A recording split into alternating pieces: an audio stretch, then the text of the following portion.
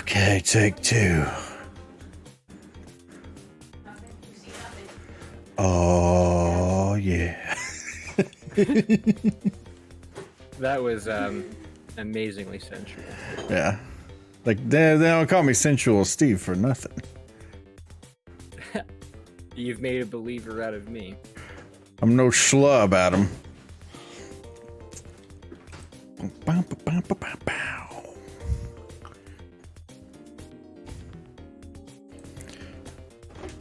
I know we usually leave this intro going for a minute, but good lord, I'm really ready to crack this beer open. Yeah, I left my water upstairs because I was like, oh, I want to have the beer down here. And now I'm like, dry mouth as hell. There we go. We got some chats coming in here. Stormy, our girl Storm Latte, welcome in. So what's up, y'all? Welcome to the inaugural episode of the Beer Clock Podcast, simulcasting on both Facebook Gaming and Twitch. It might just be me, but I don't see it live on my page. Is it not? Oh, of course. No. Let me go look at this. Because it shows that it's in there. Bam, bam, bam, bam. Bless you. Oh my gosh. You just blessed yourself. Bear with us, guys. We're trying to get this thing working for the first time. And it's being a little funky with us.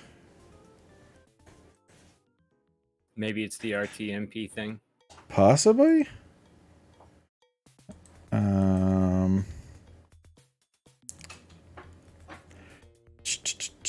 Yeah, it does not show that you're live.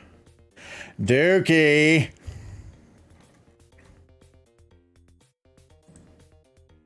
Is it showing the video on the like the little pop-up window preview that Facebook gives you? Because like I go live from Facebook after I press start streaming. So like I press start on Streamlabs and then it shoots the video over to the preview window in Facebook and then I press go live on Facebook like I always do. Oh, okay. Well, all right. Well, we can do that then. We're going to go back to the intro screen. All you Twitch people, ignore that this ever happened. We're happened. Take two. We're doing this again from the top. With feeling this time. From the top with feeling. Wow. If this was not the crispest, there we go. Most crispy of openings. Crispiest? I see it now. There we go. Finally. Jeesh. Hey, thanks. Hey, thanks. What's up, everybody, and welcome to the Beer Clock Podcast. So happy to have you guys. It's been an adventure getting this set up today here, but by golly, we shall overcome. Right? We will. It's the unconquerable spirit, human spirit. So, yeah. Oh my gosh. Ignore that this ever happened. Oh, that is a perfect emote. Nice. Alrighty. So, okay. Thank you guys for coming out here tonight. Sorry, I'm a little bit off my game because we had a little snafu there, but thank you so much for coming out tonight to the Beer Clock Podcast. I'm Steve. This is my good friend Adam. How's everybody doing today? Thanks for joining us. Thanks so much, guys. Hope everybody's having a great week so far, and that all your dreams are coming true. That you get the big raise, that you get that hot date that you've been trucking for, that you get the good parking space when you go to the store. All the best things, all the things that you deserve, obviously. Carrie is alive after that sneeze. Yes, they were concerned about you with your sneeze. So, no, she is alive. So, Thanks again, everybody, for joining us this evening.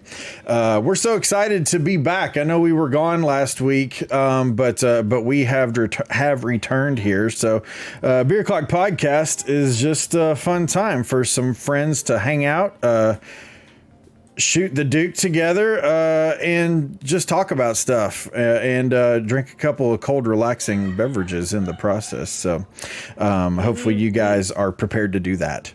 Because that's happening one way or the other. If you're not ready for it, then that's on you, pal. So then that's on you, pal. That's on you, pally. So Adam, what are you imbibing this evening? So today's beer selection, and I feel like I owe Jared Thumb Tacos an apology because I told him I was saving the beer that I had for the last one for this one, and I didn't because I got drunk and bonged them all. So I had to go out and buy a new beer this week, so it's not the same. But for reference, the beer was a cherry pineapple, I forget the name of it. It was a Belgian style, but it was really good, especially in just a few seconds. Oh. So anyway, today's beer is kind of along the same lines. I've never had it before, but it is from Rheingeist Brewery, which is about 45 minutes away from my house. It's one of the bigger breweries in Cincinnati, and they do ship kind of out of state quite a bit as well. But this beer is their Glow, which is a fruited sour.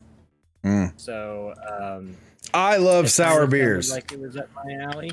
Yeah, I've just recently gotten into sour beers over the past year or so. Well, maybe about a year and a half, too. But I used to hate them. This was back when I would drink IPAs and stuff all the time, and somebody would give me a sour, and I'd be like, "Oh my god, it's like drinking a alcoholic Sour Patch Kid or something." But I think if like anything else, the more I tried it, the more you develop a taste for stuff. And I was like, actually, like I really do like those. They're pretty easy to drink and they're delicious. And yeah. So anyway, it feels like it's got a nice little pink color to it. I imagine from all of the glow that they put into it. But yeah, that's what I've got. What do you got? What are you working on today? I'm really excited about this one. I got a new, it's a new beer from a new brewer that I've never heard of before. This is Ozark Beer Company. Yes, the same Ozarks as the fabulous show Ozark on Netflix. Have you ever watched Ozark, Adam? My wife and sister-in-law have. I have seen maybe a couple episodes scattered, but not enough to follow the true storyline. It's very, very good. It's dark as heck, but it's very, very good. This is a cream stout by them. Really cool artwork on the can, too, by the way. Says American made, Ozark brewed. I live in the Ozarks. This brewery's in Rogers, Arkansas. A whole lot of crap has come out of Arkansas, but by golly, there have been some good things, and hopefully this beer is one of them. Hopefully I'm one of them, because like I said, I grew up in Arkansas, so we're gonna try this thing out here. But I love me a good milk stout, and hopefully this will fit the bill here. So we'll see. I like a milk stout every now and then. Like I said, I'm not like a big dark beer guy, but every now and then, if I can find one that's got like a really good like chocolatey coffee flavor, I'm not opposed to one of those. Yeah, it's something that I hadn't had I'd never tried before, and then once a friend introduced me to it, I was like, wow, I really like this a lot. So yeah, hopefully this will be good. Like I said, I've been really excited to try this out, especially learning that it's local. I always like to drink local stuff. Yeah, exactly. I've got another local one here on tap after this, but we'll see how this is. Right on. I'm just working with glow on glow on glow over here, so I hope it's good. That is very good, actually. Yeah. Jared likes the Thumb Tacos likes the stouts as well, and I think he would appreciate this one. So, Adam, We didn't get to do the podcast last week because you were on vacation. How did that go? Did you have a good time? Yeah, it was amazing, man. It was my first time ever out to Arizona and desert country. It definitely exceeded expectations and shattered some. We kind of went all over the state, kind of see a little bit of everything. And there was just some things that I had not expected at all in Arizona. You know, you think of Arizona, you just think cactus desert, hot, you know, stuff like that, mountains, but that's about it. And there is definitely that stuff there. Sure. But we started out in Phoenix. We went to Flagstaff after that, which was kind of impromptu. We had gotten this Airbnb out in the desert. By the Grand Canyon, because we wanted to kind of go out where there's no light pollution or anything like that, because I've never really seen, like they say you can see like the, you know, swirls and stuff in the sky that you don't normally see, and I'm a huge like sky nerd, so I was like, this sounds amazing, let's do that. Because there's no TV in this place or anything. It's truly meant, it's like solar powered. It's just truly meant to really just can't, like, you know, be out in the desert for a night or whatever. So our plan was to go to the Grand Canyon and then sleep there for the night. So we're driving up, and all of a sudden it starts getting super cold because we're going way up in elevation, and it starts snowing really bad. And I look at the forecast. We're supposed to get 3 inches of snow where we're at, and it just you just don't think of snow accumulation like that when you think of Arizona. At least I didn't. Right? You know? Yeah. No, I wouldn't either. I know that that happens, but it's not what I would think of. At all, really. I mean, I was like, okay, I can imagine it maybe dusting a little bit once you get up there, you know, high enough, but certainly not enough for accumulation. But, you know, it does exist. So we looked at the Grand Canyon, like, live camera, and we saw that it was completely covered in white. I mean, like, you couldn't see anything. It was like low cloud cover, you know, the whole visibility part of it was just ruined. So we were like, well, let's try to go there the next day as opposed to today, and we'll just stay here in Flagstaff. So we essentially had to eat the cost of the Airbnb out in the desert because, you know, there was no point. It was going to be super cold. It was going to snow, no TV. What else is there to do besides sit there and be like, well, this sucks, you know? So we ended up making the best of it. We got a hotel room at Flagstaff at this really nice place, and it was awesome. Saw the Grand Canyon the next day. And so then we head back from there. We head to Sedona, which is kind of in the middle of the state. And this is where, if you're already a viewer on Server Life Gaming, I apologize for you having to hear this story again. But I feel like this story needs to be told to as many people as possible. So newcomers, you're in for a treat. So we got this. Hold on, let me see if I can pull this message up so I can send this to you.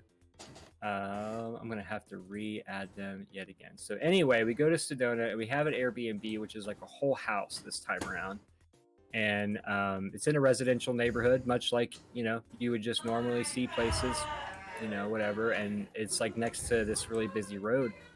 So we found this little bar and grill that's like a 1.5 mile walking distance from where we were staying, and so we're like, well, let's go out and get a couple drinks and hang out. We've been driving all day. Let's just relax and whatnot. And so we'll try to get an Uber. If we can't get an Uber, we'll just walk that worst case scenario. So we look for an Uber, and we finally got one, which, you know, weird. Sedona, Arizona, the Uber Lyft situation is almost like non-existent, which I thought was super weird with as big as a city and touristy as it is, but I digress. So we get an Uber and we drive us down to this place, and we're sitting there at the bar. And it's your typical shithole, like, you know, little bar and grill, sports bar kind of deal. And there's like a little stage there, and we see these people standing at the bar that are just completely out of character from everybody else at the bar. I mean, this is your typical old dude coming in to watch, you know, the Bills, you know, on a Sunday kind of place. And there's this guy, or these two guys are kids. They're probably, you know, 18 to 21, and they've got these big furry jackets on, and, you know, just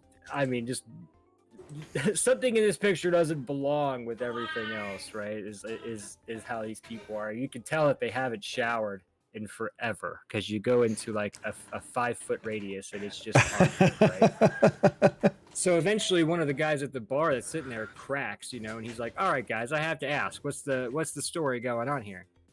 And they say that they're in a band, and the guy asks him what kind of music he plays, and he says that we played jet metal.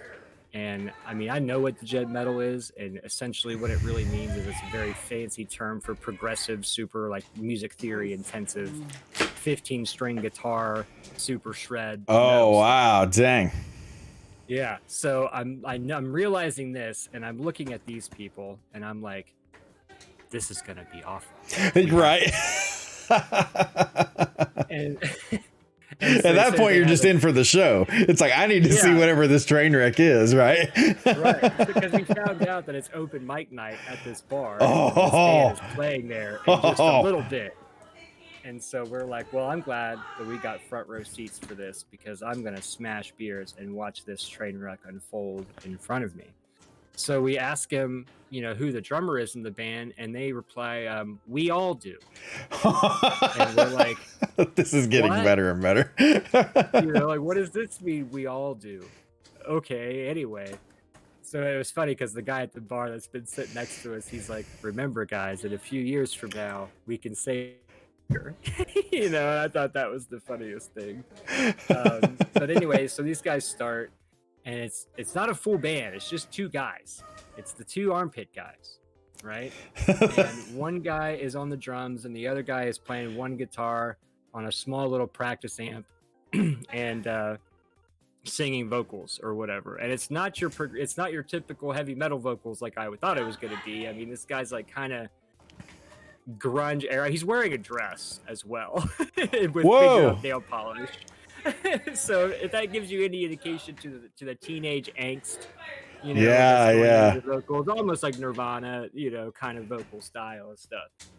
And anyway, so it's like starts getting, you know, you can tell this guy's sweating after a while, because this whole bar is starting to smell like one big gigantic armpit. Like, I mean, the whole bar it's permeating the atmosphere. God, man. So it's to the point where we're like, okay, well, this was a fun experiment. We have to go home now. So we go outside and we try to find an Uber. We can't find one. So on the way down, the Uber driver tells us that if we can't find an Uber, that to talk to the bartenders, because they're really good about finding you a ride. So we asked the bartender, hey, can't find an Uber. He's like, oh, you need to just call my buddy Sedona Tom. He runs a taxi cab Sedona Tom. I like that he's got a name like that. Yeah, I mean, that already, it was just like, okay, this is going to be an adventure, right? So I call this guy, and it rings a couple times, and I just hear, what's going on, man? You know, and I'm like, hi, is this Sedona Tom? Yeah, man, what's me? You know, and we're like, how? So we're at the Sedona Bar and Grill. We were just looking for a ride. We were told to call you. And he's like, oh, hell yeah, man. I'm dropping some hotel boys off at the room right now. I'll be there in 15 minutes. And I was like, okay. So I hang up the phone, and I'm like, so this guy's coming to get us, apparently. And he sounds like a real piece of work. So this guy rolls up, and I shit you not, in this 1979-ish Buick Regal that looks fresh out of a house of 1,000 corpses. Like, it's got like the door magnets on the side, but it's beat to hell. It's gray, you know, faded gray. It has the skull and the dice hanging from the rear view. This guy's got a cowboy hat on and all this kind of stuff. I sent you all of those things. If you would like to post the picture of the one of me and Ashley with this fine individual. The guy looks like Rob Zombie as well. Oh, nice. So you're like, we're standing here and we're looking at each other like, this guy isn't going to take us to our house. He's going to take us to somewhere in the desert and drop our bodies off somewhere. But regardless, you know, we got into the back seat anyway, and we taken the ride back. So on the ride back, we're annoyed at talking to him about stuff. He's talking about how he's mostly Native American, his family's from here, and he like was working for other cab company, your typical kind of small talk kind of stuff. So we turn around the corner to get where our house is, and like I said, this is a residential neighborhood. This isn't like out in the middle of nowhere, right? So we pull up, and all of a sudden we see these wild animals, and what these animals are is they're called javelinas. Oh yeah, And like the big pig things, right? Yeah, Like that. Yeah, they're peccaries, or like cousins of the pig. yeah. And so there's 15 of these things at least, just roaming the neighborhood. Oh like, gosh, just in the streets. They're like, people like unruly teenagers going off. Like, and nobody seems to care that this is happening. We do have Sedona Tom on screen now, by the way. Yes, I see that, and he is just a great man. Look at the shirt; it says "Welcome to Hell" on it. And this is the guy that's taking us home. So anyway, he's like, "Oh yeah, man, they're everywhere. You got to be real careful. They're blind. They only go by sound, and they're not afraid of humans. They'll charge you if they've got a baby with them." Wow. And sure, we saw like a little baby run across the street. We're like, "Oh my God, this is the most terrifying thing." So I sent you a picture of a Google search of a javelina to truly give you the sense of what they really look like, and then I sent you a video that my wife took from the House of a Thousand Corpses car of these animals. Again, the bit rate was crushed to fit it in Messenger, so it's not the most high quality, but you're picking up what I'm putting down. Right. But this is what they look like, but they get to be like 60 pounds. I mean, I feel like that's kind of a smaller baby one, but they have like these spikes that come off the back of them. Like you can kind of see them in the picture, but then they have like kind of little mini tusks. And like the way that you could hear them is like they do this little teeth chattering, like a teeth chattering noise. And so I could only imagine like being outside, like if Ashley and I had decided to walk home because we couldn't get a ride, we're walking home and we turn the corner and all of a sudden we're surrounded by teeth chattering wild No, there's one right there. Like, and nobody's coming outside to be like, "What's going on out here?" This is just a perfectly normal day. We're gonna cover up Adam with this video because there's. I got it. Look at. So you can kind of see. Oh dang! Look at how big that thing is. Oh yeah, dude, they're not small. Where did it go? Oh, there it is. Yeah. So. No, there's one right there. There's that. So that was, and so afterwards we came home, and obviously we'd been drinking all night, and we went from the Armpit Band to Rob Zombie's No, there's one right there. to being surrounded by wild hogs. That by the time that we got inside, we were kind of in just disbelief of all of the events that had transpired simply from us wanting to go get. I got it. Wow. I wouldn't actually shut up about this for 2 days afterwards because I just couldn't believe that there's just feral wild hogs roaming the streets of Sedona, Arizona at night. Like I kind of attribute it to when you were a kid and your mom's like, be home before the street lights turn off. Like, we'll get home before the wild hogs come out and could potentially charge and bite you. Like it was just wild to me. No, there's one right there. Pun very intended. Pun, right? Yeah. I'm trying to. That was a nutshell of one night of the Arizona vacation, albeit probably the most eventful. I got it. I just wanted to share that with you all. And if you ever go to Sedona, Arizona, beware of hogs. It is a thing. There's your picture of the javelina. It kind of looks like one of those, where the people take the picture of Bigfoot and it's like blurry as hell. That's what we're looking at right there. Oh man. That's pretty crazy though. But yeah, I can imagine that being pretty intimidating because, well, you can tell, I mean, even though again, it's like blurry as hell, it's like, you can tell those things are not small. I mean, they are very sizable.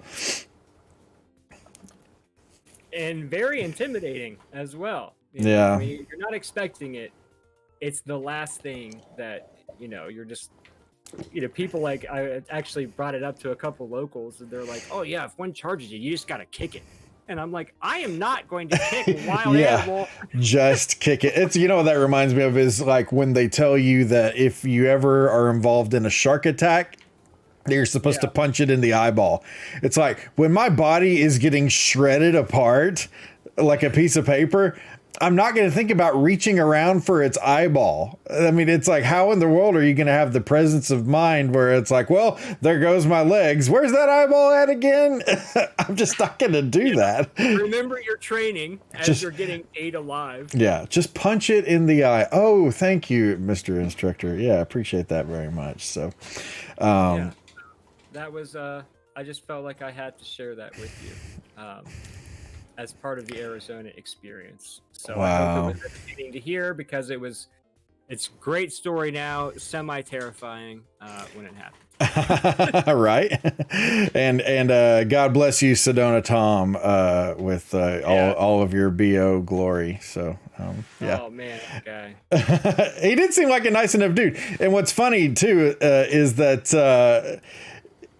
Sedona Tom, no matter as Sedona-y the guy is, Ashley still looks cute as heck right next to him. I told you, she's amazing in every picture she takes, and I always look like an idiot. Yeah, I don't know. Yeah, Adam and I had a discussion before the podcast today about how both of us, as some might say, outkicked our coverage when it came to the spouse department. So we're both Married up. Very lucky to have married beautiful, wonderful ladies. So I'll drink to that. And this beer is fantastic, by the way. I am also a huge fan of mine. It's a win-win in the beer situation. Absolutely. You know, the thing I love about a good milk stout, or as this calls it, a cream stout, is you get all that flavor, but it's so smooth. Like, it just drinks super smooth. There's no bitterness to it at all.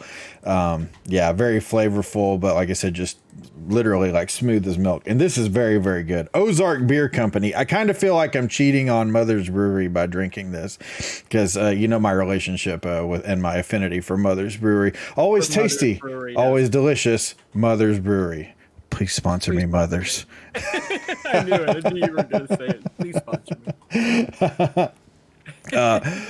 So yeah, that sounds pretty awesome. Let's have you put Mother's Brewing Company over me.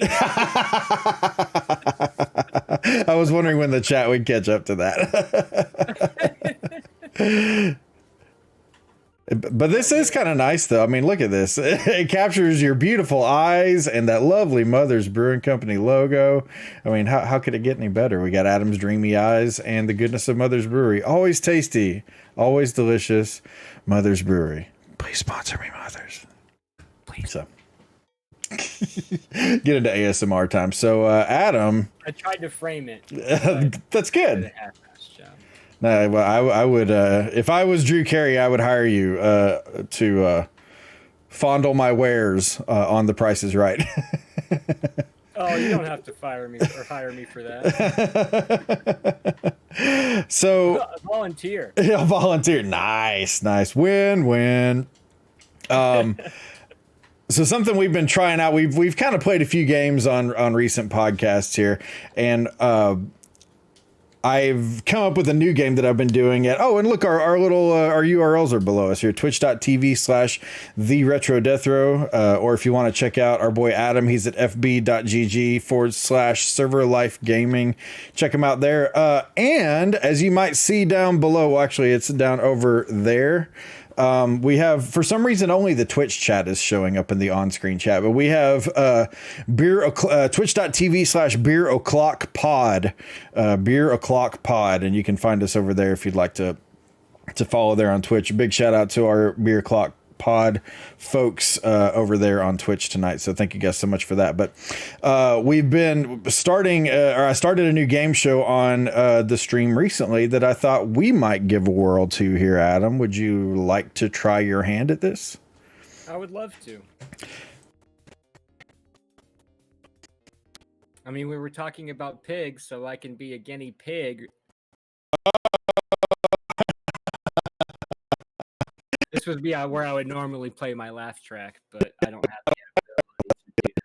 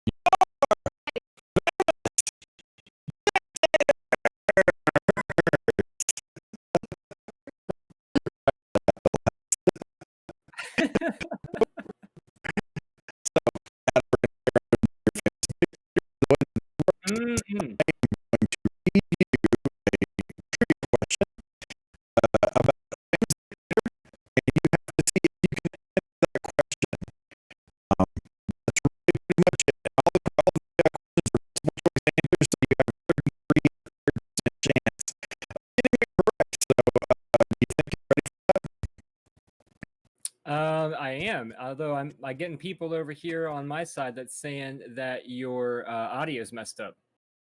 It says sounds all messed up, and then Matt says Death Row's audio is messed up. So you got 2 messed ups.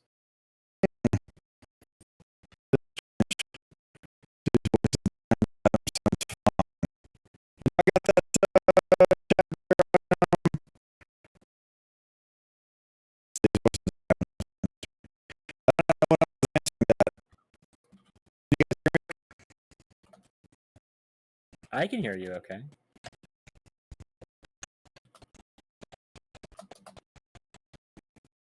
I guess we'll find out. Art says your mic is effed. Willie Will says your audio is choppy and slow. He says I thought my speakers were broken. How about now? Does it sound any better now?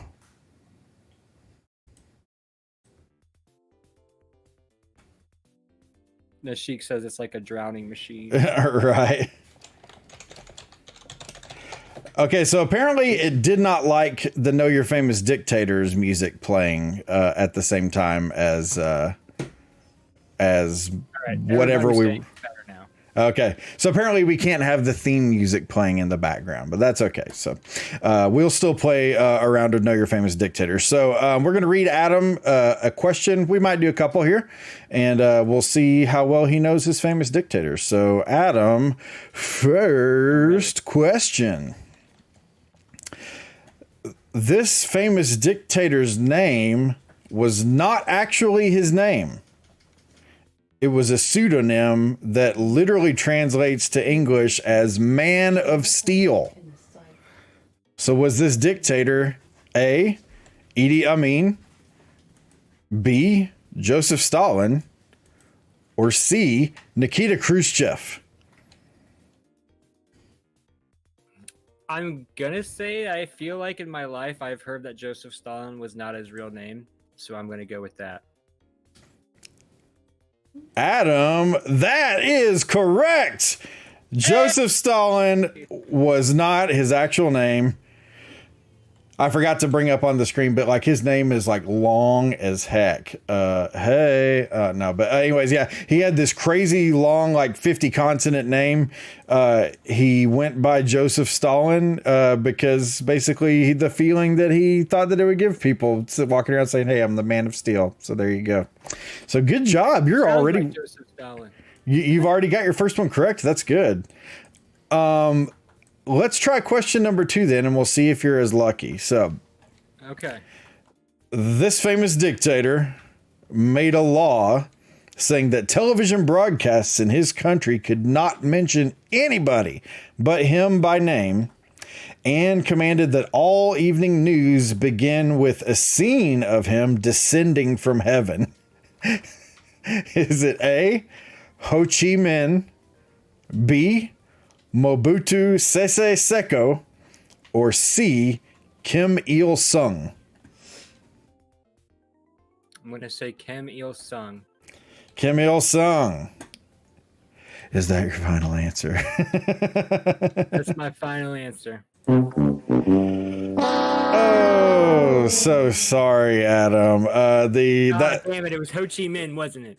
No, it was Mobutu Sese Seko. That one's kind of a smokescreen because that sort of behavior definitely comes off as North Korean brand of crazy, right? You know, North Korean dictator, at least. I didn't know who that was. Yeah. You know, it's funny because while these are famous dictators, they're always not necessarily like big up in the American zeitgeist, so we may not necessarily know all their names. Nashik says Mubo Sese Sexy. By the way. Zeitgeist, right? Didn't you used a big word in the last podcast, I want to say. Yeah, you got to flex them when you got them, right? Well, good job, Adam, playing Know Your Famous Dictators. I'm going to stop talking now because I'm going to bring the screen up and the music's going to play. So good job. Thank you.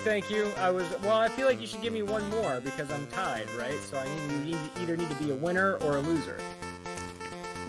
Do you have one more for me? Yeah, that's a good point, actually. I could give you one more. Let me bring my screen back up here. Bam. Mubo says sexy. Let's see. Okay, here we'll give you another one. All right, this famous dictator claimed to have mystical powers, to have discovered the cure to ailments that to this day remain uncurable, and that his country was the largest on the continent, which it most certainly is not.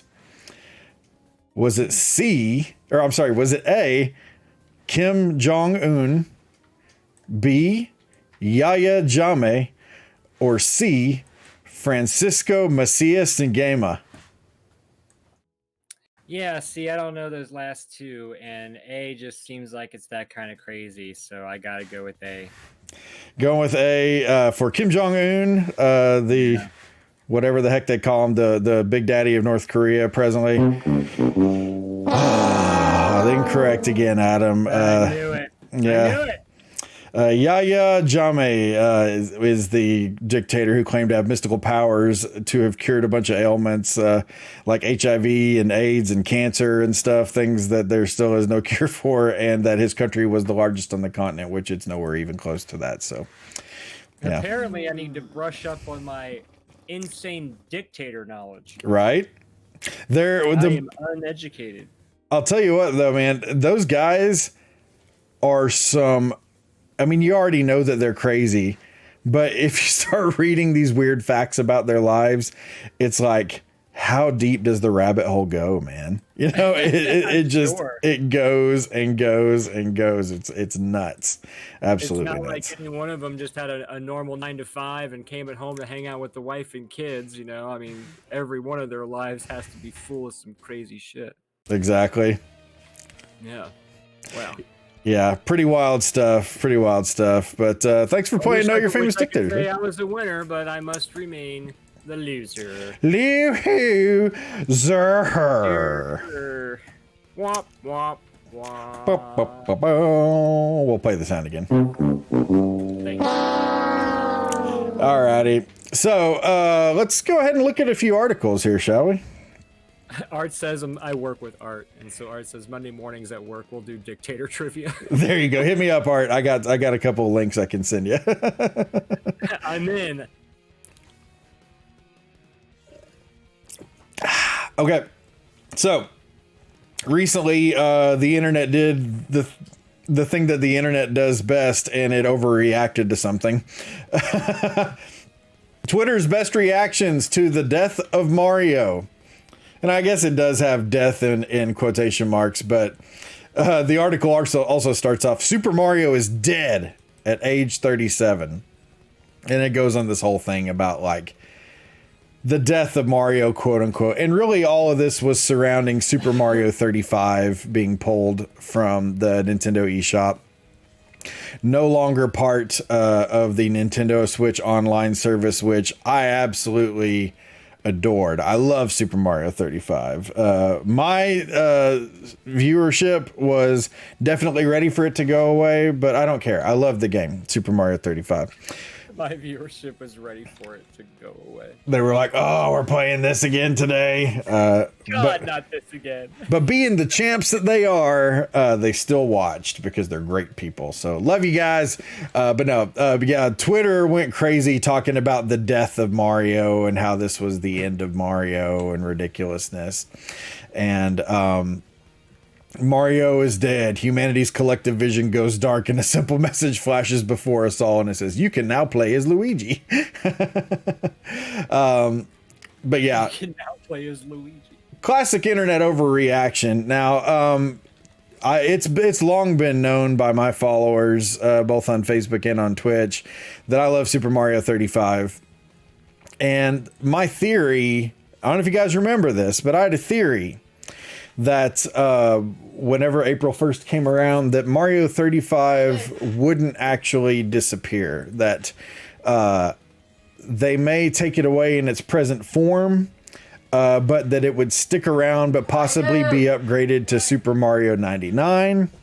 possibly have some additional features that are added, like that you would have to pay for and such. I don't know if any of this is ringing a bell to you or not, Adam, but these are all things that I've been saying for a long time, was at least my theory about what was going to happen with Super Mario 35. Now, while I was wrong that Super Mario 35 did not stick around past April 1st, something very, very familiar just happened a couple hours ago. Pac-Man 99. A new Battle Royale game comes to Nintendo Switch, and it just released about 2 hours ago, if memory serves correctly. A new Battle Royale game starring Pac-Man comes to Nintendo Switch on Wednesday. Pac-Man 99 follows in the vein of Tetris 99 and Super Mario 35, both in reimagining classic 8-bit games as Battle Royale competitions and launching exclusively on Nintendo Switch Online. And it's got, there's actually, let's go ahead. We'll let this video play here while we're I'll mute it while we're talking about it and stuff, but basically, and we're going to scroll down the page and look at this here in just a moment. Pac-Man 99 embodies all of the features that I predicted for Super Mario 35. It's a free-to-play game. It's got 99 versus the 35 players. It has additional DLC functions that you can pay extra money for. It basically checks all those boxes except it's Pac-Man, which I'm really excited about. I actually set my Switch up to pre-download this, so that way it would be all ready to go whenever the game actually finally released, which, like I said, I think was a couple hours ago. But number one, I think it's super interesting that we're getting another one of these retro games reimagined as an updated Battle Royale. Two, I'm still not giving up hope that this isn't going to happen to Super Mario 35. I think it's very, very possible that it's going to come back, but to be the have additional functions and stuff that you'll have to pay for, or not have to pay for necessarily, but you'll have the ability to pay for. Heck, they may even force you to pay for it. I don't know. I would be fine with that. But any thoughts on that? Do you like Pac-Man? Are you a Pac-Man fan? My first thought when I looked at all of this, I was like, wow, Nintendo is officially just drunk with power. Drunk with power.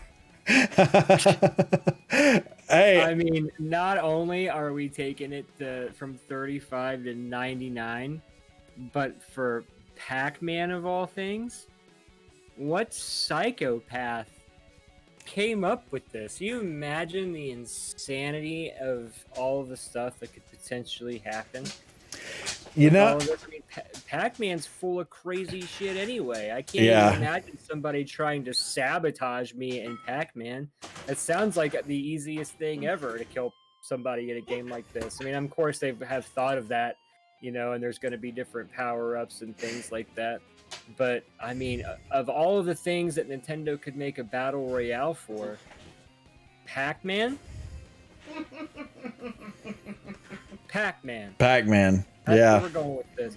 Are you going to have Home Alone in the background while you play it? I hope so. With the optional Chris Columbus DLC.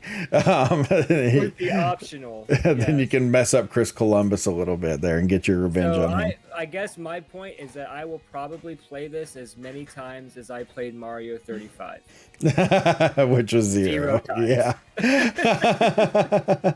Are there any classic arcade games? In chat, let's get some answers from you guys. Are there any classic arcade games, or even we'll say even bring it up to say the NES? Yeah, we'll say classic arcade games, NES, maybe even Super NES, that you would like to see reimagined in this updated Battle Royale style. Personally, for me, I'm a big fan of this. I loved Super Mario Brothers anyways. It's funny because people always ask me this, or two things actually, and I don't know if, well, you don't stream as many retro games these days anymore. You still stream them obviously, but it's not like your bread and butter like it is for me so much. But I always get the question of why don't you ever stream Mario and why don't you ever stream Zelda? Me? Do you ever get that? Like, why don't you stream like just the big name, like Super Mario World? Like, who in the world does not stream Super Mario World? You know? I mean, which is to say that I haven't streamed a Mario game before, but I don't know. I've just not. I've never been like a.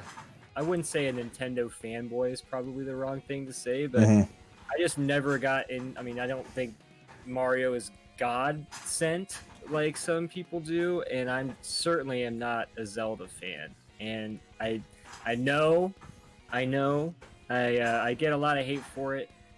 For not being a Zelda fan because it's like blasphemy. I mean, Art here in the chat, I work with him. He's got a Zelda tattoo. Nice. And all that. So he is really into the Zeldas and stuff like that.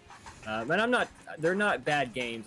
They're just not for me, I suppose. There's just only so many hayas and hays that I can hear for essentially the same storyline just retold over and over with the same characters.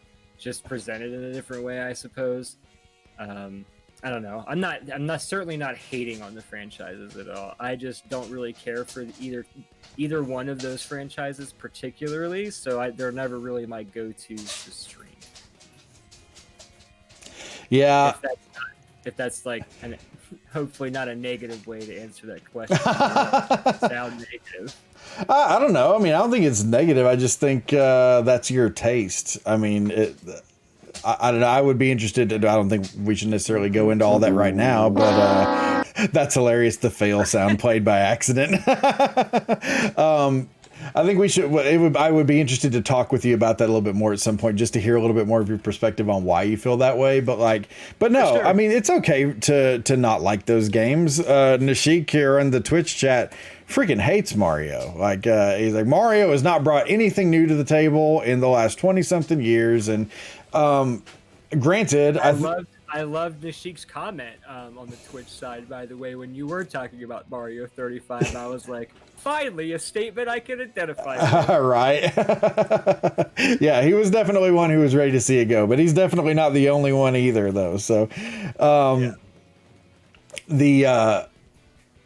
I mean, as much as I like those games,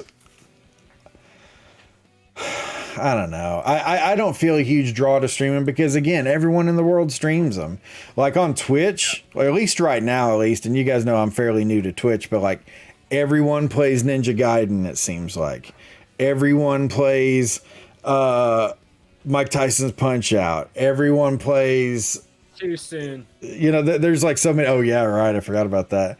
But there's like certain games that like everyone in the world plays, and it's like, I don't really feel any draw to play those games. It's nothing against those games. I don't dislike those games, but because everyone in the world plays them, I just don't feel a draw to play them myself, you know? So, but, I mean, so that was kind of part of the question, but like, two, I mean, are there any other classic games you would like to see reimagined in this style, or are you just 100% out on this whole, battle royale concept with these old, classic games?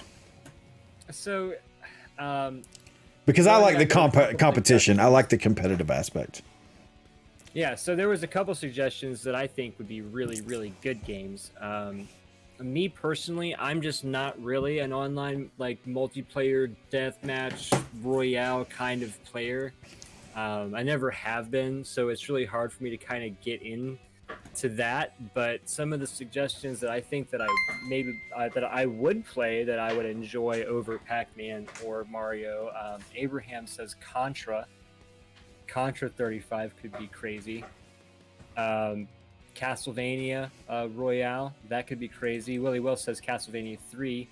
I don't know specifically, maybe 3, but I see like just Castlevania in general, just the concept of it. Of course, everybody knows I love Castlevania a lot. Sure. I mean, Belmont Bros, Daniel, Willie, Belmont Brothers in the chat.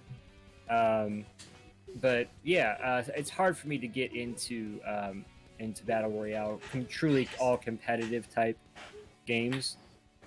So that's definitely why I don't really ever play any of them. But I mean, I would try out a Contra 35 or a Castlevania 35. That'd be kind of fun. You know, a game that I think would really lend itself to that very well, and coincidentally, my mom would be a huge fan of, would be Dig Dug.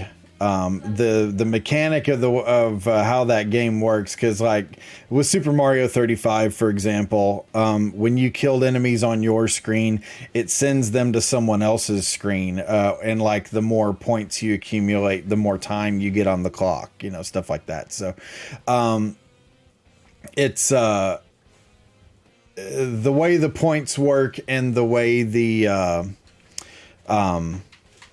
enemies work and stuff like that really easily translates over. Oh my gosh, just hit my mic. It really easily translates over to a game like Dig Dug, because with Dig Dug, yeah, because with that game, if you spawn extra enemies, like there's a really specific way you have to go about killing the enemies in that game. And if you start spawning extra enemies onto someone's screen, it's really easily going to screw them up big time. So Right. I think there would be a lot of strategy involved with that, and I think it would be a really fun one that I think would pretty easily make that jump, you know, kind of like Tetris did. Tetris 99 is a ton of fun as well. It's just so freaking hard. Yeah. What did you say there before? I said I think Tetris 99 would be fun to play. I could get into that. Tetris 99 is super fun, but it's just so freaking hard. I've never won a round. I've gotten into the top 3. But I have not won a round yet, but it's just insanely difficult. But it's really fun. I personally would like to see more examples of games like this getting this kind of treatment. I mean, just the thing that I loved about Super Mario 35 is it took something, a game that has aged very, very well. Feel free to disagree with me, but the Super Mario games I think have aged really well, some better than others. And honestly, Mario, the original Super Mario Bros., the one that they used for 35, is probably the one that aged the worst. But it held up really well in this format, though. They updated a couple of the mechanics from what they were originally, but without like drastically changing the game. I think it took something that's existed for decades and made it super relevant. And I would love to see that happen more, because I think there's plenty of classic games out there that would pull that off very well, you know. I would find it hard to believe that Nintendo wouldn't bring it back in some way. I think maybe they want to try to milk this kind of game design to a few other titles, just so they blow up and get big, and like some of their merchandise starts to sell a little bit more and stuff like that, get a little money out of each one. And then probably once they've done a few, I could imagine them coming back with like a bigger, greater, you know, end all kind of ever evolving Mario Battle Royale kind of game. Yeah. But they're like, you know, if I was Nintendo, I would be like, well, why would we just keep this Mario one going when we could take this down and build up hype to other franchises that we have or whatever, and then all of a sudden everybody's going to be crazy about, you know, X franchise or whatever for a while, and then when that starts to die down, we can do it for this one, and then once we run out of the good ones, then we'll come back to Mario, because Mario is an endless, gigantic, suckling tit of money for Nintendo, and will always be. So I would find it hard to believe that Nintendo would abandon that right off the rip after trying it out for the first time, you know? Right. I think it's funny you say that, because that was going to be kind of my final point, is that like anyone who thought that Mario was going to be dead after March 31st is ridiculous. The Nintendo makes so much money off of Mario. And what is it? We're getting that Mario Golf or whatever that's coming out pretty soon here, which I'm really not excited about. You know, but they're going to rehash Mario until the end of time. As long as people are buying it, they're going to continue to rehash it. So I don't think anyone needs to worry about that going away anytime soon. But I wouldn't either. Yeah. So that's that. I would like to see more. Several in the chat do not want to see more. I posted a a poll on the Server Life chat to see if should more games be updated or adapted, like Super Mario 35 or Tetris 99. And the 4 people have said yes. 2 people have said no. So, vote's not really super conclusive either way, but it sure seems like people are at least open to it, Right. So Daniel says saying Zelda is a bad game is like saying crack isn't fun.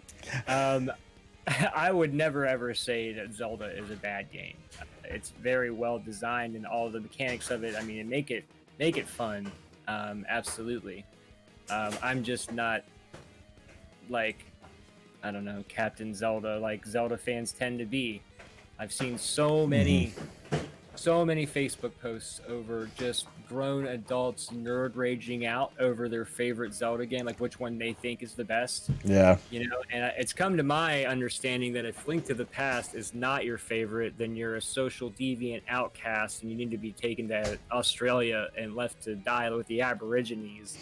Because apparently any person that has a favorite Zelda game other than Link to the Past, there's something wrong with you. And I mean, I have Link to the Past on Super Nintendo, and I've played it, and I wasn't, visited by divine spirits after to show me the light and the way of video games that I never knew. To me, it was just another Secret of Mana, only the dude looks like Link, and we're going around and don't kill the chickens. Don't hit the chickens, whatever you do.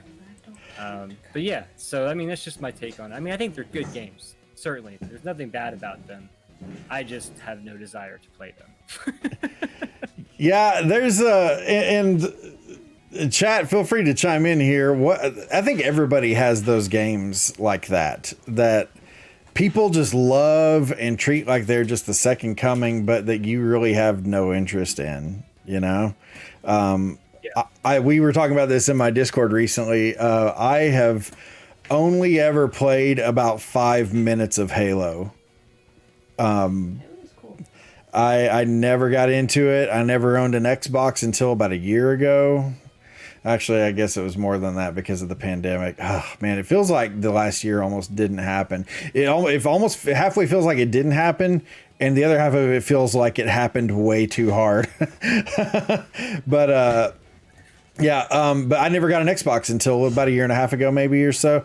But I never had any desire to play Halo, and I just remember people just swearing up and down about, oh man, Halo is the greatest thing ever. Halo, this, Halo, that. I just do not care about that. Daniel Clay makes a good point, though. He says, you like Destiny, so by default, you like Halo. Sorry. I do like Destiny, yeah. And maybe if I played it now, I would actually enjoy it. I mean, honestly, I never thought I would have cared for Destiny, truthfully. And I love Destiny, don't get me wrong. I really do enjoy it, but the reason why I continue to play Destiny is because I get to play it with my wife. I think I would play it regardless, but I don't think I would play it nearly as much as I do if she wasn't playing it with me and stuff. And speaking of which, Outriders, hello, who's playing Outriders? That game is awesome, and if you have an Xbox, it's totally free, so check it out. Outriders is some good stuff. Adam's like, oh, I don't know. Not me. Dude, it's so good. It's had some server issues getting started, but it's a great game. Nashik says they're all just video games, not lifestyles. Different people enjoy different mechanics. That said, if you don't like the mechanics I like, you're dead to me. Which that's very much your standard gamer opinion. Is like, everyone's allowed to like their own things. Don't fight with each other. But if you don't like this, you're an idiot. But Nashik's a gamer, so that makes sense. But no, that's perfect. I love that. Right. Yeah, everyone's got their own things, and people and gamers are always going to have divisive opinions and treat each other like crap. Treat each other like crap because they disagree. But I guess that's just part of the fun, right? That's part of the fun. So Ketchup shortage hits restaurants and fast food chains across the United States. Thank God. Yeah. Oh, yeah. Where's Coach Dave? I wonder if Coach is in here still. He was in the Twitch chat a little while ago. Yeah, he's not a big fan of ketchup. Ketchup is the latest pandemic-fueled shortage following flour, pepperoni, and aluminum cans. I didn't realize that pepperoni was in shortage. Did you? I guess I didn't either. Huh, that's interesting. Prices for ketchup packets have gone up 13% since January 2020. Gone are the days of shared ketchup bottles at tables, now replaced by individual ketchup packets at many restaurants across the country. Current health and safety guidelines from the CDC advise restaurants to avoid using or sharing items that are reusable, such as menus, condiments, and any other food containers to curb the spread of the virus. More specifically, the CDC suggests to use single-serve condiments. So, yep, that's real life. The need for single-serve condiments is really kind of putting the squeeze on the ketchup people's cojones. So, now, Adam, Well, it doesn't help that the average person takes 36 ketchup packets for, whatever the small amount of food that they have, because, I mean, I feel like that's just commonplace. Have you ever gone anywhere up to like where they have individual packets and you've seen somebody meticulously, I only need 4, no, somebody comes up in there and just puts their whole mitt into the bin and just takes a whole handful of it, and then we're like, use it, and then we're like, well, not putting these back, and you just throw it away. Yeah, like that's not putting these back. I'm gonna scroll up. It's different than Taco Bell sauce. You save Taco Bell sauce and you take that home and you put it in the Taco Bell sauce storage container in your fridge and or drawers. You don't do that with ketchup packets, though. If you're taking ketchup packets home to your house, talk to me. We'll find a way to make it better. Brother, I used leftover Taco Bell sauce packets this week. Right. I keep them in the drawer and I use them when I need to because, like you said, it's Taco Bell sauce. Now, I don't know if you do this either, but like I buy Taco Bell sauce from the store. But it doesn't mean I don't take the packets too, because I use those as well. Heck, you got to pack up a container of leftovers. I literally just made burritos tonight. I got this awesome homemade burrito recipe, by the way. But so made some burritos, and I like having me some Taco Bell sauce with it. And so I buy the Taco Bell sauce because I like the Taco Bell sauce. But I like other sauces too, don't get me wrong. I've been on a real Tapatio kick lately. Do you like Tapatio? I do. Yeah, I've been on a real Tapatio kick lately. Normally Cholula is a big one for me. My kids love the green Tabasco, which I think is awesome as well. But the green Tabasco, the jalapeno one? Yep. That used to be my go-to Tabasco back in the day, but since then I have moved up. I'm only kind of a Tabasco fan anyway. I think it's kind of a over vinegared hot sauce for me. But the Chipotle Tabasco one is the current reigning champion. If you've ever had that, or the smoked one, the smoked Chipotle one, if you haven't tried it, is there a Chipotle and a smoked Chipotle, or is that the same thing? I think it's smoked Chipotle. I think it is too. But yeah, no, I agree. I think those, I still like the green one quite a bit. The green, which is the jalapeno, and the smoked Chipotle are, I think, head and shoulders above original Tabasco. I mean, not that original Tabasco is bad, but I would take those two any day over original Tabasco. For sure. I mean, Tabasco is a good hot sauce. I just don't really care for the ones that are really high in like the vinegary side. Yeah. Of hot sauce. I'm more of like a spicy, like a super spicy garlic or buffalo kind of hot sauce in that sense versus Tabasco per se. But I mean, I'll eat the shit out of Tabasco too. I'm not. Right. I'm not that picky. I'm not going to turn my nose up at it. Right. Yeah. Right. But the green one is good, though. Yeah, the green one is very good. Nashik said, ketchup is a garbage condiment. Green Cholula is the bomb. I've never had green Cholula. I didn't know they made green Cholula. I'm going to have to look for that. I love Cholula. Cholula is very good. I like Cholula on eggs and I mean on a lot of things, but I think probably my favorite usage is on like eggs, breakfast burritos, stuff like that. Whereas Tapatio is normally my go-to for like Mexican type stuff like burritos or tacos or something like that. But they're all great. Behind everything you just said. But the kind of to Nashik's statement kind of leads to my point though.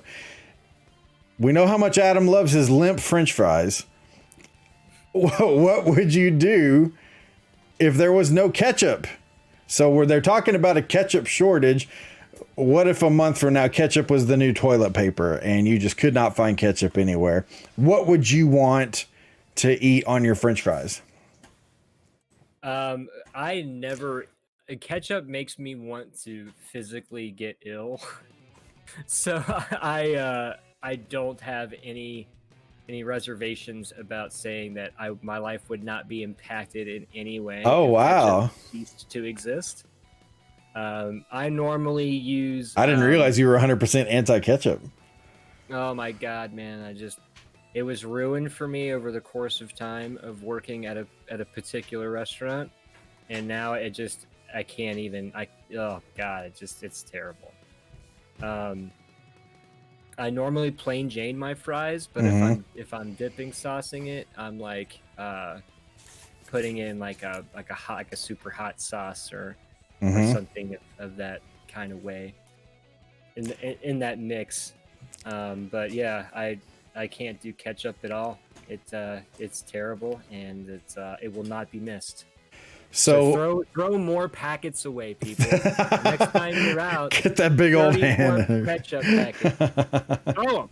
So if you were sitting at the magic lunch table, not the magic school bus here, this is the magic lunch table, and someone brought you a plate of the hottest, limpest fries in all of North America, and you could just conjure up anything to dip them in, what would be your number one go-to, you think?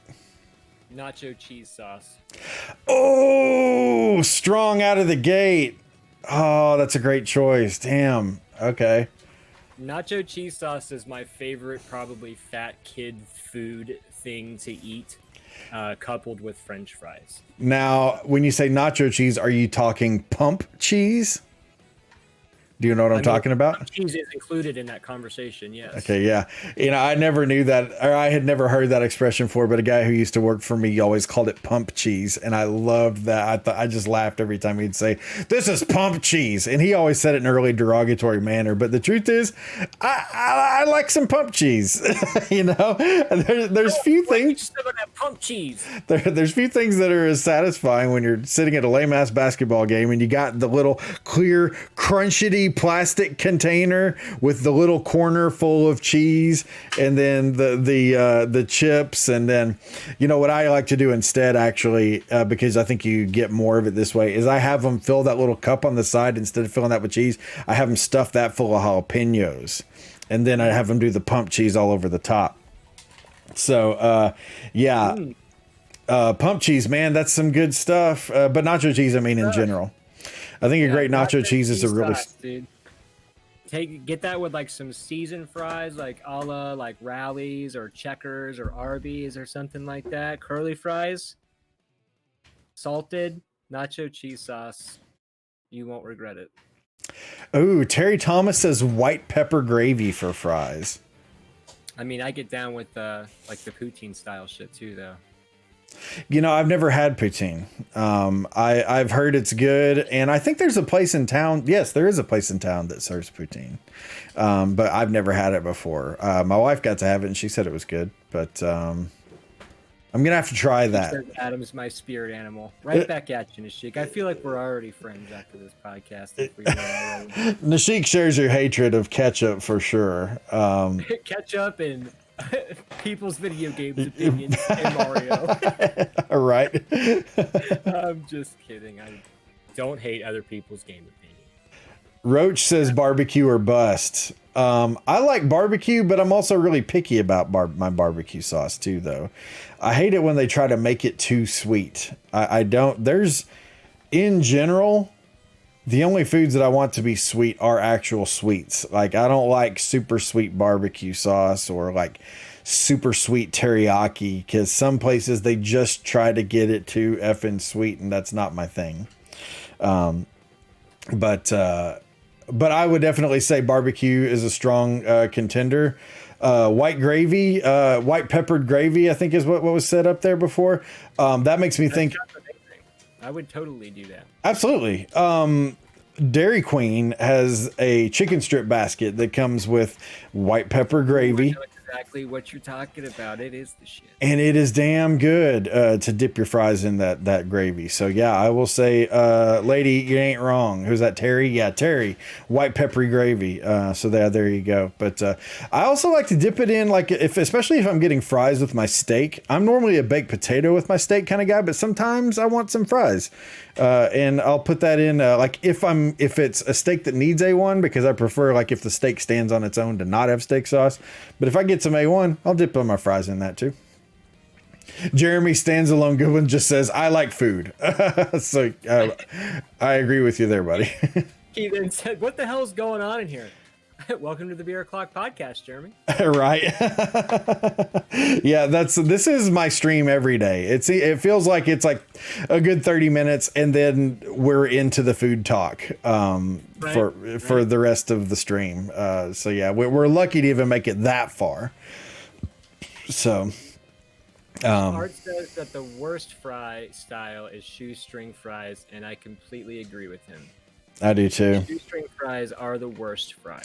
The only bonus of shoestring fries is that you burn all the calories that you're eating in French fries because of all the work you have to put into eating such tiny freaking little chintzy French fries. But yeah, I'm not a shoot. You said chintzy. Chintzy, yeah. That's a boomer word. I can't believe I used that word. Are you breaking into your second one? I am too, actually, because I'm ready. Yeah. We had a guy, Art knows this story, but we had a guy place a to-go order of wings because, as you know, we've talked about Maggiano's has the It's Just Wing section, right?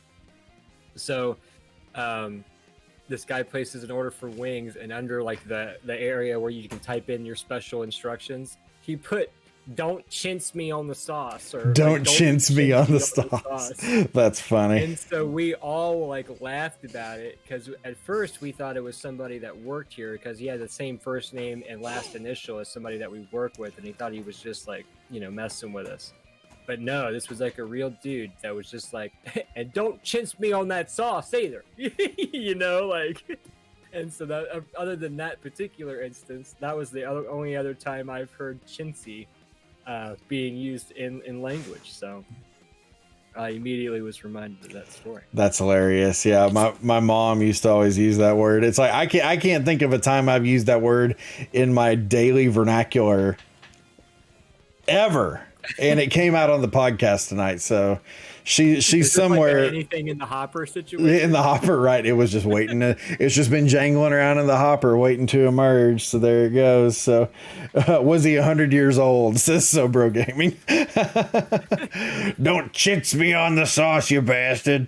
Don't chintz me now. I have actually already tried this beer before. This is the last one of the 6-pack, but I saved the last one for tonight because you know why, Adam. It's a lovely Mother's Brewery. There we go. This is the Trop Top Passion Fruit Pale Ale by the lovely Mother's Brewery. Always tasty, always refreshing, always delicious. Mother's Brewery. Please sponsor me, Mothers. So yeah, there we go. I'm going to crack into this thing right now. It's like Daniel said earlier. I don't think that Mothers is going to sponsor you. You're already giving them free airtime. I would rename my channel Mother's Brewery Gaming if that's what would happen. If I don't even care. Screw merchandise and all that. We're Mother's Brewery Gaming now. Have a great day. Right. Have a great day. It's overnight. All the channels are switched. Right.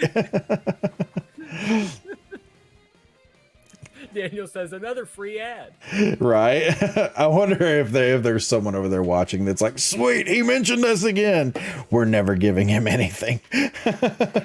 Keith says that I need to start dipping my fries into Frosties, and I absolutely refuse to do that. I do too, man. I know plenty of people that do that.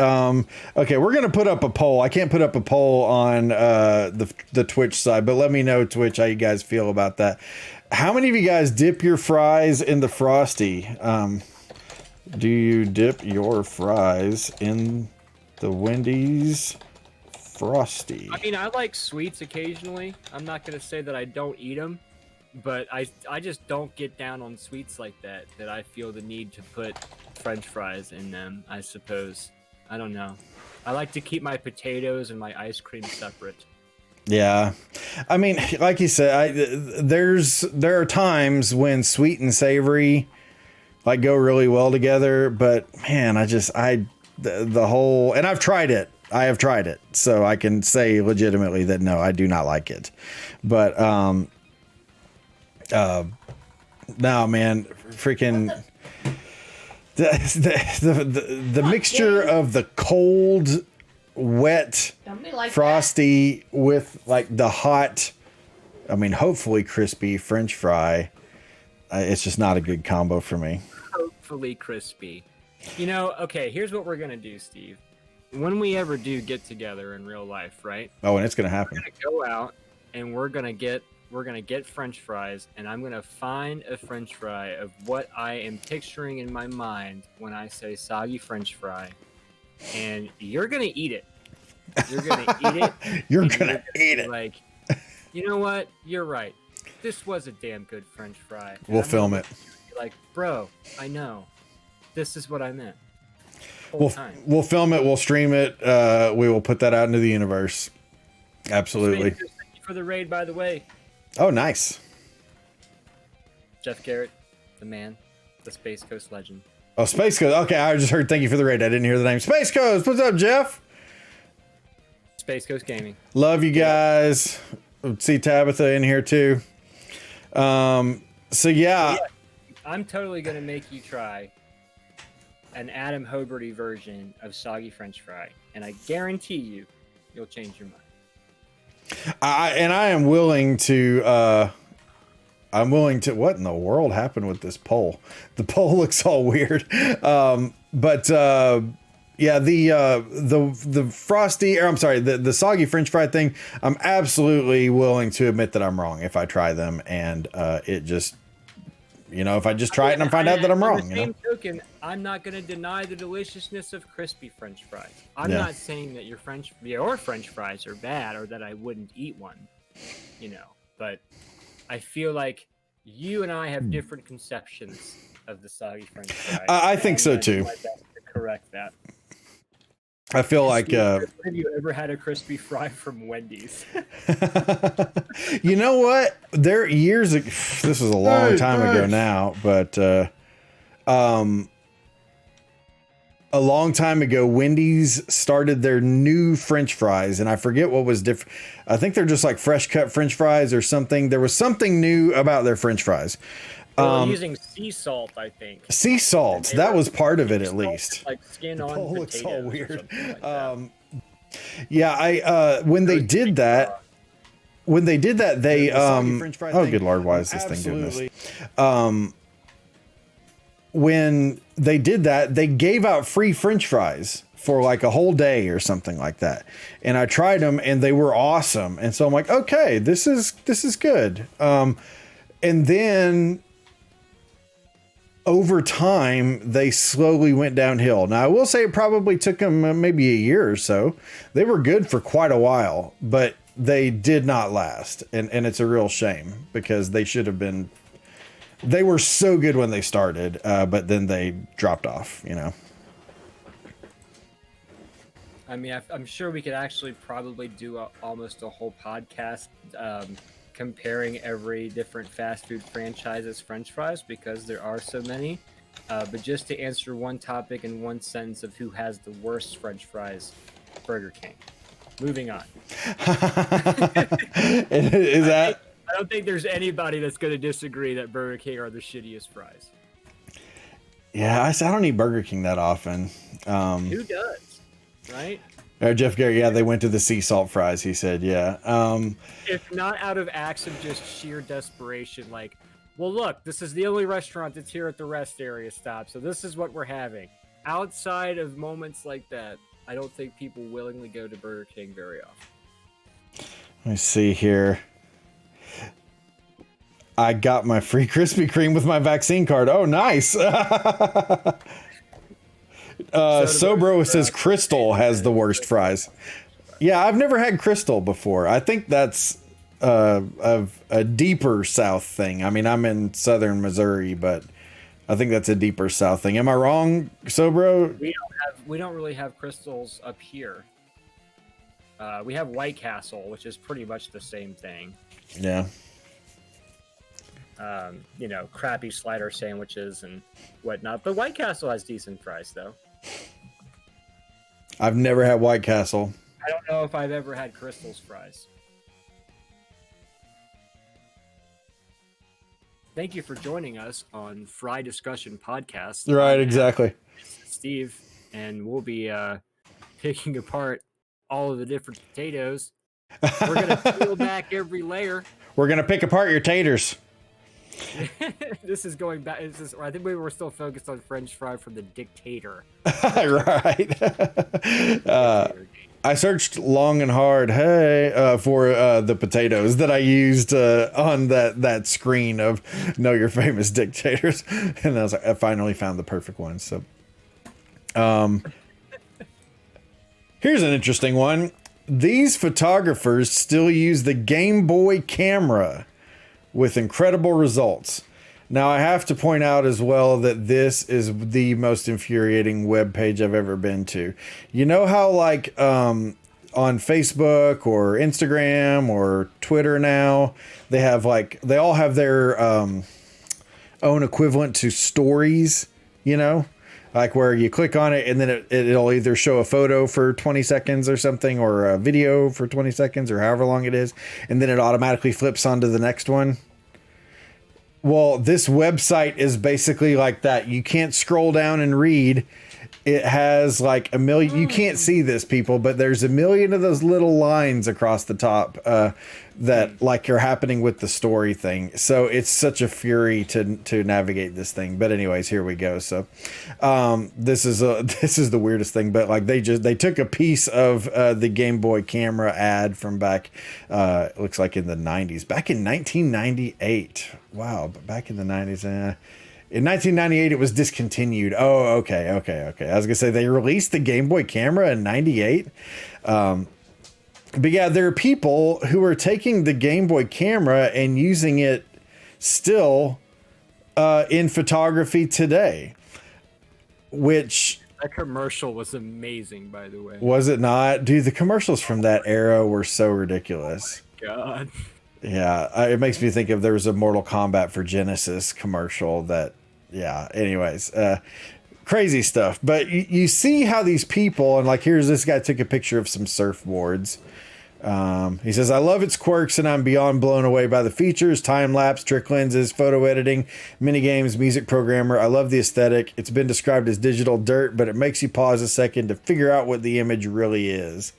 And you see here, like this is a picture that they took of their dog. It says, I also just love the limitations, quality, not being able to hold 30 images at a time, and how that makes me be a more thoughtful photographer in the age of everyone just carrying seriously impressive camera hardware with them in their pocket.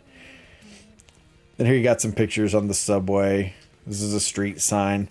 But all these things were taken with the Game Boy camera. Now, couple thoughts here is like, first of all,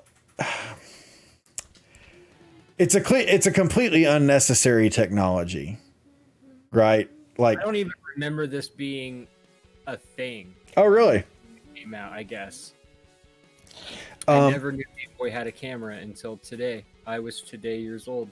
Oh, that's crazy! Wow. Well, yeah, it's it's like a cartridge kind of, but it has a little eye on the top of it, and that's the view finder, the lens that takes the pictures. Well, you could take the pictures with the Game Boy camera, and like the guy said, I think it only had enough memory to store 30 pictures on it at once. then you could hook it up to the Game Boy printer and it would actually print out the pictures for you. It was a really interesting device, but like I said a second ago, today, 100% unnecessary. Here, I should bring up this picture too. Look at this picture. Is this not cool? You know, that is pretty awesome. But like, there's no reason for this to be used at all anymore. But yet there are people that are still doing it and doing it on purpose and for a specific reason. I personally, first of all, I think that's really cool. I think it's interesting that like, because the thing that he mentioned is he's like, it already limits you in its scope because it's really underpowered. It's really not capable, all these other things. But I use those limitations to challenge myself to still use it to take interesting pictures. You know, I think that's really cool about it. But two, kind of my question on this is we usually like to discuss these things a little bit. What is an obsolete form of technology or media that you still like having around or that you still utilize? Oh, wow.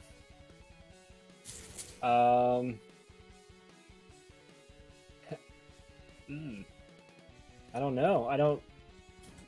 I would say like a landline, but I don't even use that anymore. I used to have it as like earlier as like maybe 5 or 6 years ago, a landline phone, but I don't even have that anymore. I don't know, probably a Blu-ray player. A Blu-ray player. You know, it's funny because my kids really got into Avatar: The Last Airbender this last summer, and of course, it's in the middle of the pandemic and there's limited options of what you can do, obviously. At least for us. Well, like, I really wanted, especially my daughter, because she really got into it, to be able to watch The Legend of Korra. I don't know if you ever watched Legend of Korra, but it was not available to stream anywhere. So I bought her the Blu-ray set. And she watched it. She loved it, obviously. But it's like, it's kind of crazy because I know you're kind of joking when you say that, but Blu-rays really are kind of outdated, you know. Another show that I love that I don't have HBO, so I can't watch anymore, is Deadwood. But I have the Blu-ray set of Deadwood, so I was watching it the other day while I was cleaning up around the house. You know, Blu-rays. I've never actually seen Deadwood. I've heard a lot about it, but I've never watched it. It's so good. It's so good. Yeah, you should absolutely give it a try sometime. But yeah, it's funny you say that, but Blu-rays really are outdated. My first thing that came to my mind is vinyl records. And you can't really see them, but just over here out of frame, I've got a whole bunch of vinyl.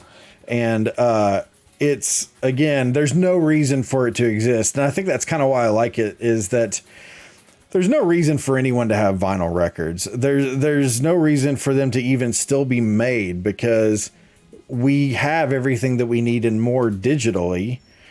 Vinyl is huge. It's clunky. It's fragile. It requires a specific thing to play it. I mean, there are all these hoops you have to jump through to make it work. But it's still here, and it's around for a specific reason, and specific people appreciate it for those specific reasons. But so I think there's something really cool about, I mean, you can see right over my shoulder here is a cassette boombox that belonged to my grandfather, who's passed away. But that boombox, I've got a whole stack of cassettes over here for that thing. I don't know. I just like keeping stuff like that around, you know? I don't use one, but I still think that Polaroid cameras would have practical uses today. Yeah. You know, I mean, remember how it was convenient back in the day to be able to take a picture and have like a printed out, and like you could have it in your hand within a few minutes, you know, or whatever. I mean, I know we have obviously way better cameras on phones and stuff like that, but you can't get the physical copy right away. Yeah. You know, sometimes you kind of want the general crappiness of a Polaroid picture, you know? And plus, anytime you listen to Outkast, you're ready to go. Shake it like a Polaroid picture. Right. You know, and plus, especially now, if you go traveling anywhere and you have a Polaroid camera around your neck, you too can feel amazingly judged by an entire population of a city you've never been in. Exactly. But you have to complete it with a fanny pack. Polaroid camera, fanny pack. And a neon like baseball cap type of hat, like really brightly colored, with and the bill completely flat, and not like the cool flat billed hats, like I just bought this hat and it's brand new and I haven't shaped the bill yet. That reminds me of, this is off topic completely, but like, I used to go to a lot of concerts back in the day. And one time, I was going to a concert with a good friend of mine in college, and, I never did this before, but I definitely didn't do it after this. But like, he was really bagging on the people who would buy the t-shirt of the band at the show that night and then wear the t-shirt that night of that band. And he's like, that is so uncool. And I was like, oh, wow. Okay. Me, I grew up in the country. I had no idea what was cool anyways. I never felt inclined to do that before, but it always did seem kind of gooberish to me. This is the shirt I bought today because I like this band. But yeah, he always thought that was so ridiculous. Do you feel the same way, or did you feel the same way? I was going to say, first of all, he's absolutely right. And second, I've done it a lot. You've done it a lot. Both correct on both counts. But in my defense, some of those reasons that I've done that is because I bought the shirt at the beginning of the concert, and I didn't want to have to carry it the whole damn time. A lot of times because they're like, I'm going to heavy metal shows and I'm going to mosh pits and some stranger is going to beat the piss out of me while listening to my favorite song. And at the same time, I don't want to be the guy that's got the shirt tied around his waist. Oh, gosh. 63-year-old dad at his kid's soccer practice. So I buy the shirt, and then I'm like, well, I'm just going to wear it over the shirt that I have on. And then that way I just have it, and that's part of the reason why I've done that. But I would be remiss to say that there wasn't any times where I'm like, oh man, this shirt's so cool, I'm definitely putting it on now. I've definitely done that. So you're wearing it was not out of wanting to represent that night. You're wearing it was more out of just functionality of, I don't want to carry this thing.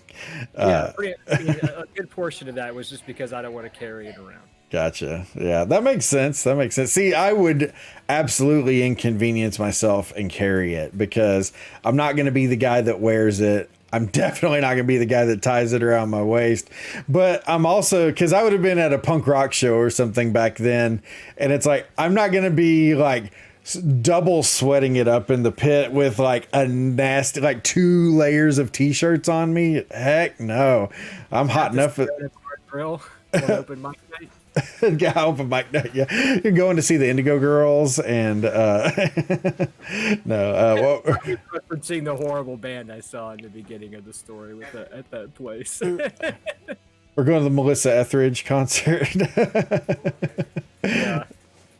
Yeah. But no, the difference between you and me, Steve, is I lost all kind of caring about my public image to other people a long time ago. So if you can do that, you can totally wear the band shirt of the band you go see the night you go do it, and you'll feel better afterwards. Yeah, that's what it's all about. Loving yourself, feeling good no matter what. So screw what other people say. If they want to give you crap about wearing the shirt, that's on them.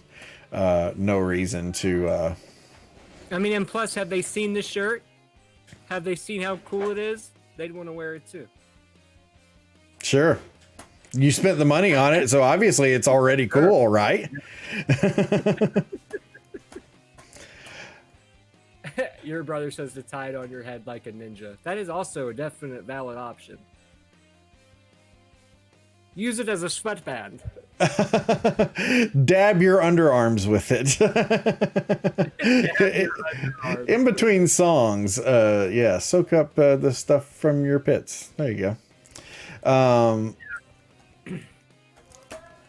While we're talking about food, the world's cheapest Michelin-starred meal is $2.25.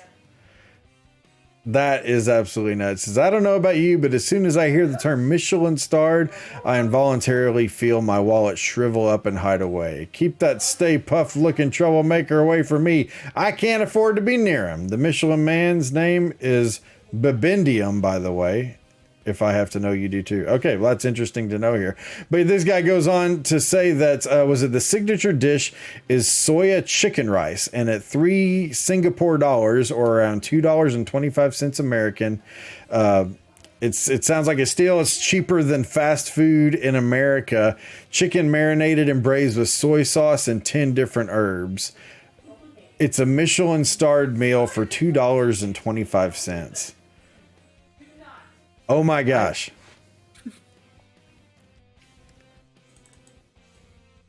I feel like I jumped in front of you there. What were you going to say, Adam? Oh, I just said I'd eat it. Sounds delicious. I mean, and look at that chicken on the screen there. Oh my gosh. It looks fantastic. But I think that's crazy. And there's even a video on it, but it's in a different article, and I thought that it was this one. So I screwed up there, guys. But I will say this. If you're interested in this story at all, go to YouTube and search for cheapest Michelin-starred meal or something like that. And I guarantee you that you'll find it. It's a really interesting little video about this meal. Is he referencing the tire guy? The Michelin tire? Yeah, he's talking about the Michelin tire guy. He's kind of really working to shimmy that reference into the article here. What does that have to do with the chicken? Like, I'm still trying to piece it together, because when you said Michelin-starred meal, and I was like, I immediately am thinking of tires. Oh no! And then as you read the article, it's like the Michelin man's name is this, and I'm like, wait. So is the tire company involved in this in some way? No, Adam, just a poorly written article.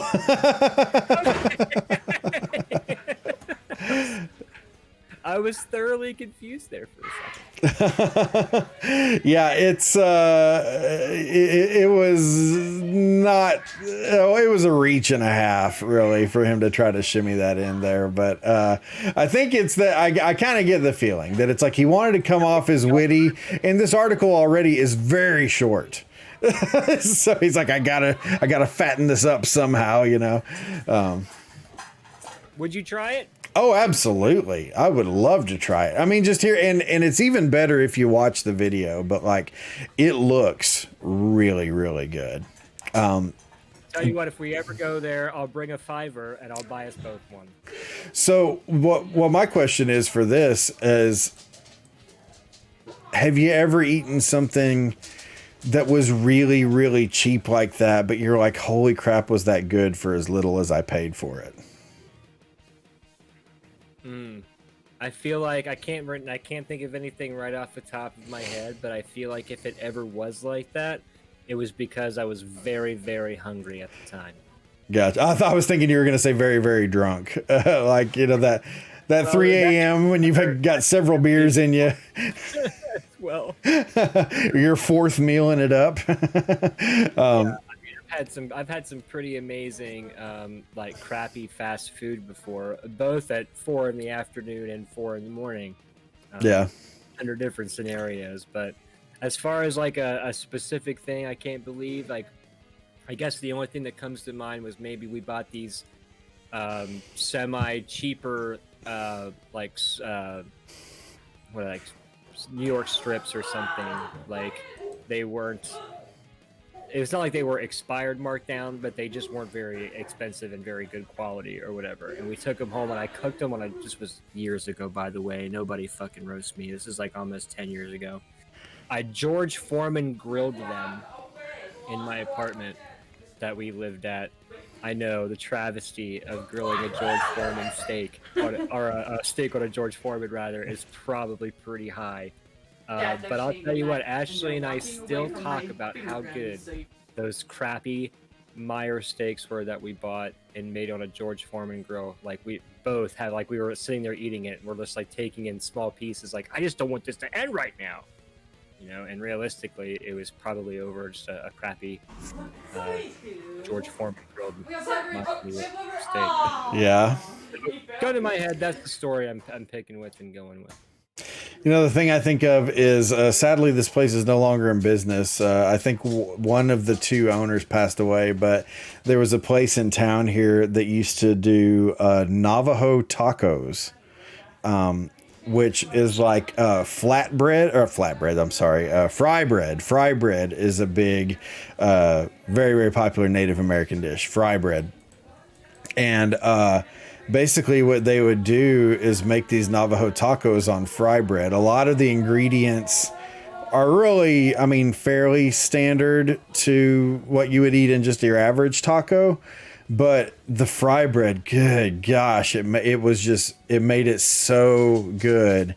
And very reasonably priced. They make their own salsa, all of it. And it was just glorious. And like I said, it was less than $5, I want to say. And it was, which is twice the price of this Michelin-Starred meal. but I mean, still, I'm thinking that's less money than I would have paid for a McDonald's extra value meal that would have been 10 times crappier, you know? I don't even like McDonald's. Thinking of like the RoboCop quote, like I'd buy that for $1. I'd buy that for $1. Probably the best cheap meal I've ever had. But anybody else had anything good and cheap? My brain kept thinking that you were wanting to say rye bread, and it was coming out fry bread. And then after about the third or fourth time, I'm like, no, this is just a thing, and I don't know what fry bread is. Yeah, fry bread's an actual like Native American thing. Like my wife's Native American, and her family is Native American. They like actually live on a reservation and stuff. And we'll the first time we ever had Thanksgiving out there was the first time I ever had fry bread, and oh, it's so good. It's got to be awful for you, but the stuff is really, really good. So I'd try it. I'd try that and the $2 tire chicken, whatever, either one. Yeah, sounds delicious. It's good stuff. Good stuff. Only got a few minutes left here, Adam. I got one more article, but was there anything you wanted to hit on specifically tonight? I mean, I have some articles, but there isn't one that I'm like dying to get. Well, you know what? This one is pretty funny, if anything else, and we can just talk about it really quick for just the astonishment of what it is. Sure. But the question is, a California man did this to promote his favorite Mexican restaurant that had suffered losses during COVID-19. Did he A, played a game of Edward 40 hands outside the restaurant with 2 small pitchers of margaritas? B, sat in a waiting pool of refried bean dip for 24 hours? Oh. C, ate a 10-pound burrito in under 2 hours? Or D, took out an ad on a local billboard with the slogan, "Eat here and get laid"? I hope it's that one. I'm going for that one. That's what I want. I really, and you know what? If it's not that one, don't even tell me. I just in my mind, I want it to be that one. In my mind, it is that one. So really, whatever you say, if it's not that, you're lying to me, because that's what happened.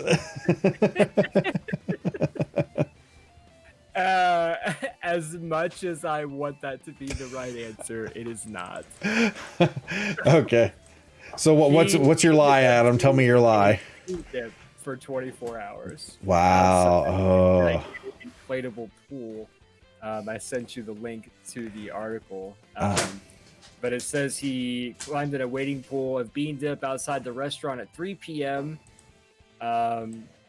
Let's see, it coincided with a block party at the eatery, so I could only imagine that this guy's just like getting smashed in this pool of refried beans, and people are just coming up like, "Hey, how you doing?" You know, like block party scenario, and he's like, "Sitting in beans, man."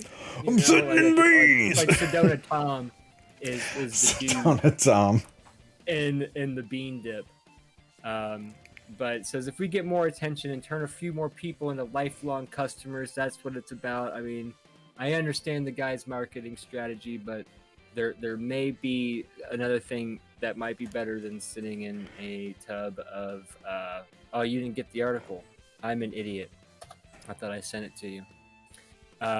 But yeah, it's a picture of him. It looks like a young Sedona Tom sitting in a inflatable pool of refried beans. Youthful Sedona Tom. But I'm glad that you liked my come eat here and get laid. Eat here and get laid. I wanted it to be that. So we're ending on a low note tonight, apparently, folks. So yeah. I should have said that was it and just not showed you the article. Man sits in bean Yep, dip. absolutely right. I am hilarious. Have a great night, everybody. Follow Server Life Gaming, fb.gg/Server Life Gaming. And now also on Twitch. Yes. Yeah. Wow. California stuntman spent 24 hours sitting in a pool of bean dip to promote a Los Angeles area restaurant that has suffered losses from the COVID-19 pandemic. No, I'm sorry. Did you say whether he actually did it help the restaurant, or did it ever say, or? There wasn't any updates on it. It just says been there, done that. Shockingly, there were no updates on the sitting in beans story. But no, you don't know if it actually helped or not, or if a grown man just literally got trashed outside of a Mexican restaurant. Right. Inflatable tub of refried beans. They actually told me not to do this, but Yeah, I wanted to. to. Off the property 20 minutes after this video was taken. Been there, done that. Wow. Been there. That's the SLT humor that we can all appreciate, right, guys? Hey, either way, what a great customer to do that. I mean, that's pretty awesome, if you ask me. That's dedication. So yeah, that was funny. Of all of the articles, I felt like that one was the best. Which doesn't say a lot for the other two, but those are actually the other two are more I mean, they're not serious articles, but they're not dude, grown man sits in pool of refried beans level of, seriousness. So Grown man we sits in could all laugh. There you go. I'm surprised no one's made a fart joke about being in the bean dip. Did he fart? If he farts in the beans, does it still bubble? And the bean, the reciprocation of eating beans to farting. To be honest, I'm a little disappointed, guys. Man. Kidding. You know what I tried for the first time recently was Beano. Have you ever tried Beano? Oh, I have. Maybe they talk about the anti-gas stuff. Yeah, I made a lifesaver. It really is, man. Because I ate this, I made this 15 bean soup, and it was very good. But good Lord, I thought I was going to die after eating that stuff. And I was like, I am not touching this again until I get some Beano. And I'd never tried Beano before. And I tried it and it worked. And I no longer felt like I was going to die. So yeah. I don't know if that affects you like it affects me. But anytime that I get a situation like that, it's all in my chest. And my chest is just in so much pain, I can't really describe it. For me, it's on the camera, and when I was like, "Oh, Beano, the anti-gas stuff," and I immediately went to my chest. Went to your chest. This is where it hurts when that thing happens. No, it's not in my chest, but I do feel it up there though. But now more than anything, it's just stomach discomfort. But no, I have had it getting up into the chest before, which is not a fun experience. It is not pleasant. I feel like it hurts in my jaw and all kinds of stuff. Oh wow, man! No, children, it'll happen to you. That's too funny. So you're a fan of the last Avatar, right? Last Airbender or whatever. No, I mean not that I I'm. even say the title correctly. Right, that's why I was like, wait, what are you? Because I was like, I'm assuming he means Last Airbender, but no, I'm not a fan. But I didn't watch it back in the day. It came on Nickelodeon, I want to say, and we did not have cable. No. So for some reason, I thought you were really into it. No. There was a meme today of I've never seen a single episode, but I'm assuming it's the bad guy of the show, and he's crumpled on the ground, and it says he's saying what happened, and it says over him is the words my knees, and then the next half of the meme is the dude, and it says my 30th birthday, and it's like what he's saying on the show says, "I took away your bending." And it's like I'm gonna feel that so bad. Although I think 30 might be a little young for that. It's yeah. Probably like maybe 50. But in the spirit of the meme, I thought that was pretty funny. So high five whoever made that. Yeah, I'm gonna categorize that one as being a little too true to be funny. Oh man, right? Everything starts breaking. Yeah. I took away your bending. Yeah, the thing was, Brian Regan makes a funny joke about how like when you reach a certain age, you actually like can hurt yourself in your sleep. I've done that. It's like I slept wrong and now I'm hurting all day long. So yeah, and now I can't move my neck to the left. Yeah, that's exactly where I am today, actually. So yeah, there you go. Welcome to being old. So, well, guys, thanks so much for coming out to hang out with us on the Beer Clock podcast. We always have a really fun time doing this. Hope you guys had fun watching. I know we kind of had some hiccups in getting all this running and stuff tonight, but you guys were super cool as always. And I know I had a great time, and I appreciate all you guys coming out. Make sure you check out beerclockpodcast.com. And you can get links to all of our stuff, links to all of Adam's stuff, links to all of my stuff, and links to the Beer Clock Twitch account. So if you guys have Twitch or Twitch users, you can follow us there on Twitch. It's twitch.tv/beerclockpod. So Adam, for all of your podcast needs, because we will meet them all in the most manliest of fashions. Rips shirt. Oh my gosh. You guys come back to Server Life Gaming. Adam's going to be streaming later on tonight, and give him some love. And if you're on Twitch and want to spend some more time with this guy, I will be on tomorrow morning, 9:30 a.m. Central Standard Time.